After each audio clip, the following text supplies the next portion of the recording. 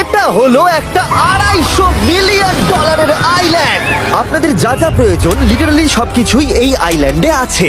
আর আমি আপনাদের দেখাবো এর সাথে একটা $150 মিলিয়ন লাক্সারি আইল্যান্ডের পার্থক্য, একটা বিশাল $45 মিলিয়ন আইল্যান্ড, একটা $5 মিলিয়ন ফ্রোজেন আইল্যান্ড, আর তার সাথে দেখাবো সব থেকে কম দামি আইল্যান্ড, আর সেটা হলো এটা। আমার মনে হচ্ছে সবাই আমরা এই আইল্যান্ডে ধরবো না। আমার নতুন আইল্যান্ডে আমি এই প্রথম পা ফেললাম। এই নাও তোমার $1। Thank you sir. এটা আমাকে দেওয়ার জন্য ধন্যবাদ। এটা এখন আপনার হাতে। চলো দেখা যাক এখানে কি আছে। আমি প্রথমে যেটা বলবো এটা আমার ভাবনার থেকে অনেকটা বেশি ছোট।